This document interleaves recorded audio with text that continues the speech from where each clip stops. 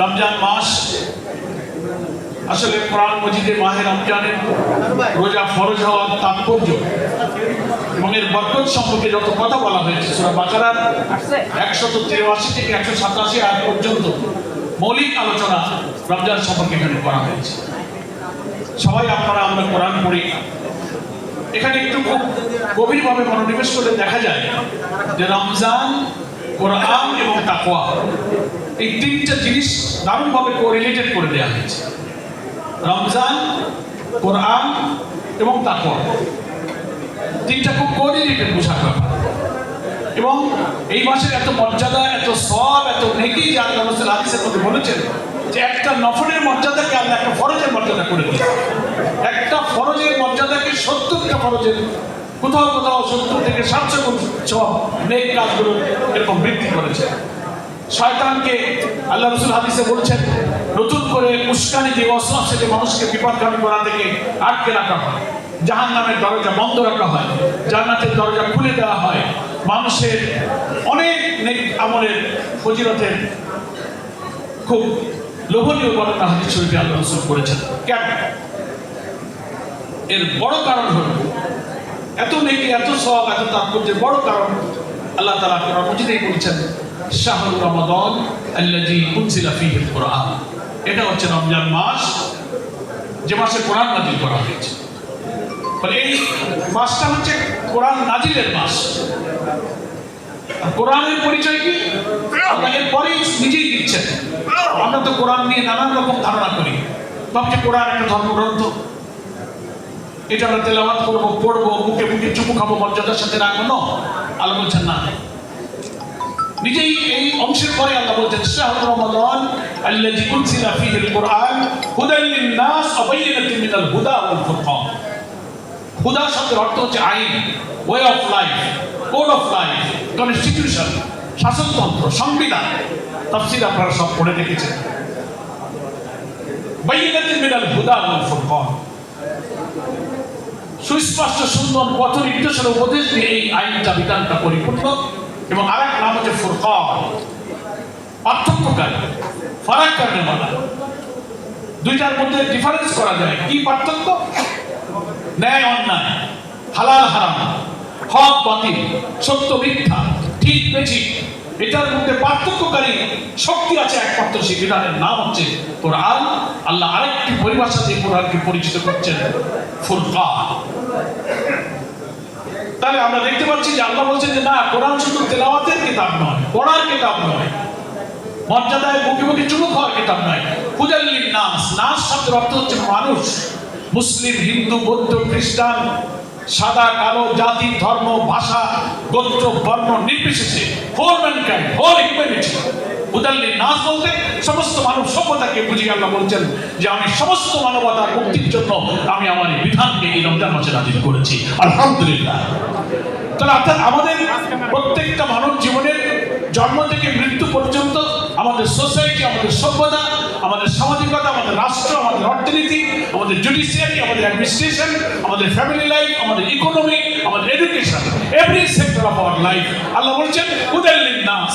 সমস্ত মানব সভ্যতার যে আইন বিধান যা প্রয়োজন হবে আমি সব কিছুর মধ্যে দিয়েছি। তাই এটাই হচ্ছে ফুরকান, এটার নামই হচ্ছে কোরআন। এবং এটা এসেছে এই রমজান মাসে। যেহেতু কোরআনের কারণেই এই রমজানের মর্যাদা এত বেশি হয়েছে, সব কাজের এত নেকি, এত সওয়াব। আবার তাৎপর্যের পূর্ণ বিষয় হলো যে তাহলে এই রমজানে আবার রোজা রাখতে হবে কেন? এই মাসের নাম কোরআনে বলা হয়েছে সিয়াম। ইয়া আইয়ুহাল্লাযীনা আমানু কুতিবা আলাইকুমুস সিয়াম। হে ঈমানদার লোকেরা, আমি সিয়ামকে তোমাদের জন্য অবশ্য করণীয় করে নির্ধারণ করেছি। কামা কুতিবা আলাল্লাযীনা মিন ক্বাবলিকুম লাআল্লাকুম তাত্তাকুন। যেমন আমি ফরজ করেছিলাম পূর্ববর্তী লোকদের উপরে, আশা করা যায় লাআল্লাকুম তাত্তাকুন, আশা করা যায় তোমরা এই রোজা রেখে তাকওয়ার অর্জন করবে। তাকওয়া, এই আয়াতে সিয়াম এবং তাকওয়া দুটো শব্দ এসেছে। রমজান কথাটা আমরা সাধারণত মুসলিম সমাজে তিনটা শব্দ দিয়ে প্রচলিত দেখি। একটা হচ্ছে সিয়াম, একটা হচ্ছে রোজা, আর একটা হচ্ছে রমজান। রোজা কথাটা ফার্সি শব্দ, রোজ থেকে এসেছে রোজা, রমজ থেকে রমজান। রমজ শব্দের অর্থ হচ্ছে জ্বালিয়ে পুড়িয়ে ছাই করে দেওয়া, বশীভূত করা। রোজার দহনে, রোজার আত্মশুদ্ধিতে রোজার মধ্য দিয়ে পাপাচার, কুপ্রবৃত্তি, পাশবিকতা, পশুত্বকে শেষ করে দিয়ে রুহানিয়াতকে জাগ্রত করে মানুষকে পাপ থেকে সে জ্বালিয়ে পুড়ে ছাই করে দিতে পারে। সেজন্য রামস থেকে রমজান কথাটা এসেছে। আর সিয়াম অর্থ, এটা দিয়ে আমরা রমজানকে মিল করি। সাওম শব্দ থেকে সিয়াম কথাটা এসেছে। এর অর্থ হচ্ছে বিরত হওয়া, বিরত থাকা। দিনের বেলায় পানাহার এবং যৌন সম্ভোগ থেকে, যেটা অন্য 11 মাসে আল্লাহ তাআলা বৈধ করেছিলেন, সেই বৈধ কাজকে আল্লাহ একটা নির্দিষ্ট সময়ের জন্য হারাম করে বিরত থাকতে বলেছেন। আর অন্যায়, মিথ্যাচার, পাপাচার, সুদ ঘুষ, সমস্ত পাপাচার তো সব 12 মাসেই ওটা হারাম।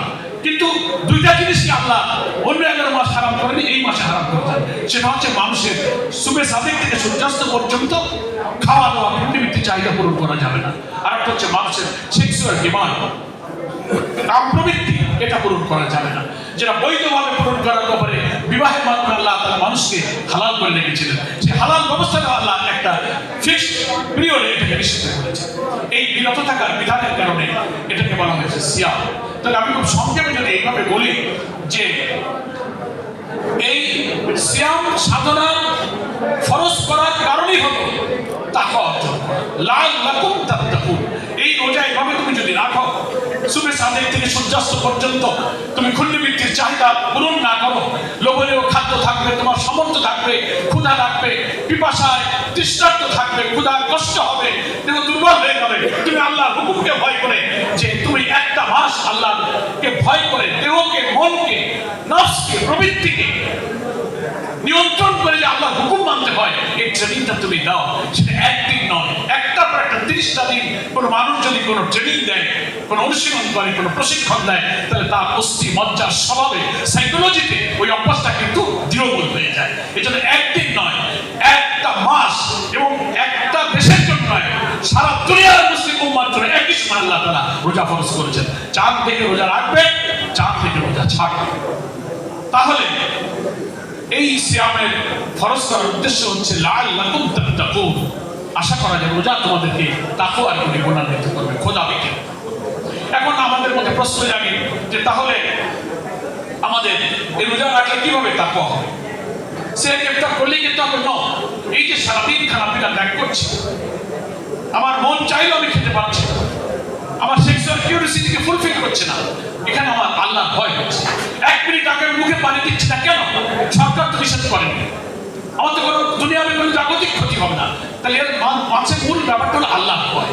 আল্লাহকে খুশি করতে আমি পানি খাচ্ছি না, খাদ্য গ্রহণ করছি না, আমার বৈধ স্ত্রীর সঙ্গে আমার কাম প্রবৃত্তি চরিতার্থ করছি না। অর্থাৎ আল্লাহ ট্রেনিং দিচ্ছেন যে নিজের নফসের যে কামনা, আরাম, আয়ের, সুখ, সম্পদ, ক্ষুধা, তৃপ্তি, দেহ যাবে, নফস যাবে, তুমি আল্লাহ নিষেধকে গুরুত্ব দিয়ে একটা নির্দিষ্ট সার্টেন পিরিয়ড এটা থামিয়ে দাও, ব্রেক দিতে শেখো। তার বাকি 11 মাসও যে আল্লাহকে ভয় করে তুমি পানি দিলে না, যে আল্লাহকে ভয় করে তোমার বই স্ত্রী থাকার পরেও তোমার যৌন সম্পদ করলে না, ওই আল্লাহকে ভয় করে তুমি বাকি 11 মাসে হারাম খাবে না, মিথ্যা বলবে না, চুরি করবে না, জেনা করবে না, সুদ খাবে না, ঘুষ খাবে না। আল্লাহ ছাড়া মানুষের সব আইন উপেক্ষা করে শুধু আল্লাহর আইন মানার জন্য মন, চরিত্র, প্রবৃত্তিকে নিয়ন্ত্রণ করে এই মাসে ট্রেনিং দিয়েছো। 11 মাসও তুমি সেই আল্লাহকে ভয় করে সমস্ত নিষিদ্ধ কাজ থেকে বেঁচে থাকার একটা শিক্ষা গ্রহণ করো। দ্যাট ইজ কল্ড তাকওয়া। এটার অর্থ হচ্ছে আল্লাহকে ভয় করা, অর্থাৎ আল্লাহকে ভয় করে সমস্ত হারাম থেকে, পাপ থেকে নিজেকে বাঁচিয়ে আল্লাহর নেক কাজগুলো করার যে নৈতিক শক্তি, যে মোরাল পাওয়ার, যে মোরালিটি, এই মোরালিটির নাম হচ্ছে তাকওয়া। এটা রোজা রাখলে অর্জন হয়। যে আল্লাহর ভয়, এই তাকওয়া, আল্লাহকে ভয় করে সব পাপ থেকে বাঁচার চেষ্টা করেও কি আমরা আমাদের সামাজিক যে কাঠামো, রাষ্ট্রীয় যে কাঠামো, আমি পীর হই, বুজুর্গ হই, তাকওয়া আল্লাহ হই, পরহেজগারি হই, তাহাজ্জুদ গুজার হলেও কি আমি দুনিয়ার সব পাপ থেকে কি আমি এইটুকু তাকওয়া অর্জন করে বাঁচতে পারবো না? এই তাকওয়া আমাকে পাপ থেকে পুরোপুরি বাঁচাতে পারে না যদি রাষ্ট্রীয় পর্যায়ে আল্লাহ তাআলার বিধানটা সব জায়গাতে জারি না থাকে। রাষ্ট্রে যদি সুদ জারি থাকে, জেনা জারি থাকে, ব্যভিচার জারি থাকে, হারাম জারি থাকে, due to absence of Islamic law, আল্লাহর আইনের অনুপস্থিতির কারণে আমি ইচ্ছা থাকলেও ব্যক্তিগত জীবনে কিছু মানতে পারলেও রাষ্ট্রের জীবনে আমি আল্লাহর আইন মানতে পারি না। সেই কারণে আল্লাহ তাআলা মানুষকে হুকুম করেছেন, ওয়াকাতিলুহুম হাত্তা লা তাকুনা ফিতনাতুন ওয়া ইয়াকুনা আদ-দীনু কুল্লুহু লিল্লাহ। তুমি ততক্ষণ পর্যন্ত যথাযথ সংগ্রাম এবং চেষ্টা চালিয়ে যাও যতক্ষণ আল্লাহ তাআলার দ্বীন পুরোপুরি সমাজে জারি না হয় এবং ফিতনা এবং অনিসলামিকতা বন্ধ হয়ে যায়। দ্বীনের জন্য তুমি চেষ্টা করো। এই কারণেই আল্লাহ তাআলা এই আয়াতের পরের আয়াতে বলছেন, আমি কোরআন নাজিল করেছি এই মাসে। শুধু ব্যক্তিগত জীবনের বাজার যে আল্লাহর আইন সব মানা যায় না বলে কোরআনের আইনটা সমাজ জারি করতে হয়, তাহলেই তাকওয়ার পূর্ণাঙ্গ রূপ লাভ করা যায়। এজন্যই কোরআন বিশ্ব মানুষের জন্য জীবন ব্যবস্থা। এটা প্রচলিত অর্থে ইসলাম শুধু একটা ধর্ম নয়। ইসলাম is not only the religion but it's only the complete and balance code of life. একটা পরিপূর্ণ এবং ভারসাম্যপূর্ণ জীবন বিধান হচ্ছে ইসলাম। আল্লাহ এটাই বলেছেন যে আল ইয়াউমা আকমালতু লাকুম দীনাকুম ওয়া আতমামতু আলাইকুম নি'মাতি ওয়া রাদিতু লাকুমুল ইসলাম দীনা।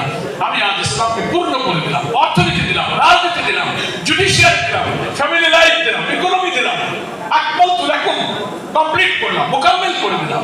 অর্থনীতির জন্য সমাজতন্ত্রের কাছে যেতে হবে না, গণতন্ত্রের জন্য ওয়েস্টার্ন ডেমোক্রেসির কাছে যেতে হবে না। এটাই কমপ্লিট, এটাই ফুলফিল।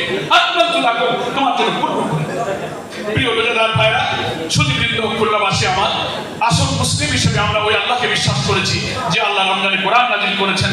আর এই রমজানে রোজা ফরজ করা হয়েছে যে রোজার তাকওয়া অর্জন করে যেন এই তাকওয়ার শক্তিকে পূর্ণতা দেওয়ার জন্য কোরআনের বিধান জীবনে এবং সমাজে কায়েম করে আমি তাকওয়াপূর্ণ সমাজের জীবন, রাষ্ট্র, দেশ যেন তাকওয়ার ভিত্তিতে করতে পারি। তাকওয়ার ভিত্তিতে কোনো ব্যক্তি যদি তৈরি হয়, একজন রাষ্ট্রপতি, একজন প্রধানমন্ত্রী, একজন এমপি, একজন মন্ত্রী, একজন চেয়ারম্যান, একটি সমাজ, একটি দেশ, একটি গ্রাম আল্লাহকে ভয় করার নীতিতে যদি গড়ে ওঠে, অর্থাৎ দুনিয়ার কোনো কাজ আল্লাহর নজরের বাইরে, আল্লাহ আমাকে দেখছেন, হারাম খেলে মিথ্যা বললে আল্লাহ কিছু কৈফিয়ত দিতে হবে, প্রতি মুহূর্তে আল্লাহ আমাকে দেখছেন। এখানেই এই অংশে আল্লাহ বলেছেন রাসূলকে যে লোকেরা তোমাকে যদি প্রশ্ন করে আল্লাহ আমি কোথায়, ওয়াইজা সাআলাকা ইবাদি আন্নী ফাইন্নী করিব, রাসূল যদি লোকেরা বলে আল্লাহ আমি কোথায়, তুমি বলে দাও ফাইন্নী করিব, আমি তার নিকটেই আছি। আলহামদুলিল্লাহ, আল্লাহ আমার কাছে আছে। রোজাদার ভাইরা, আল্লাহ আমাকে দেখছেন। মিথ্যা বললে আল্লাহ দেখছেন, হারাম খেলে দেখছেন, ব্যভিচার করলে দেখছেন। তাহলে পুলিশ, এনএসআই, ডিজিএফআই আর এনএসআই গোয়েন্দা লাগে না। আমার ভেতরে যদি আল্লাহর ভয় থাকে, ডাইনে বামে আমার ফেরেশতা আছে।